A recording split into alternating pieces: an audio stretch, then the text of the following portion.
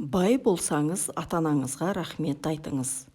Бір күні бір бай, қуатты, дәулетті адам анасынан хабар алу үшін бала күнінде асыр салып ойнаған, ер жетіп ұлғайған үйіне бас сұғыпты. Сол кезде анасы бесін намазын оқып отырған болатын. Анасының намазын бұзбайын деп, ұлы ақырын есік алдында тұрып күтіп қалды. Анасы болса ұзақ уақыт дұға оқып жайнамаз үстінде алақанын көкке жайып, жаратқаннан тілек тілеу үстінде еді. Анасын ұзақ күтіп қалған ұлы шыдай алмай қасына келді. Анашым, сіз әр күні белгілі бір уақытта 5 уақыт намазыңызды қаза қылмай, оның үстіне ұзыннан ұзақ дұға тілеп, бірдеңелерді сұрап жатасыз. Сонда да сіздің ештеңеңіз жоқ. Сұрағаныңыз қайда? Ол сізге пайда берді ме? Әлі де сол тұрмысыңыз оңалып кете қойған жоқ. Ал мен болсам, маған қараңызшы, менің маңдайым өмірімде сәждеге тимеген, намаз оқымаймын, бірақ менде бәрі бар, мұқтаждығым жоқ, барлығы да жетерлік дейді.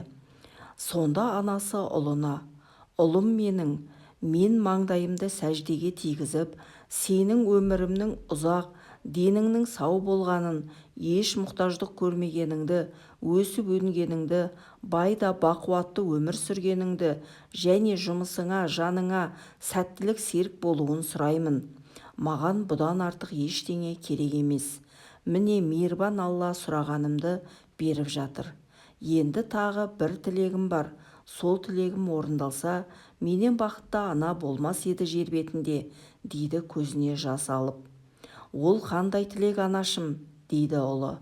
Анасы: сенің 5 уақыт намаз оқығаныңды, намазға әрдайым асығып тұрғаныңды көзіммен көрсем, менде арман болмас еді балапаным, дейді. Анасының сөздері жүрегін қозғап, жан тебіреніспен бақытты ұл көзіне жас алып: анашым, менің мейірбаным, мені кешіре алсаңыз кешіріңіз, деп намазға жығылған екен.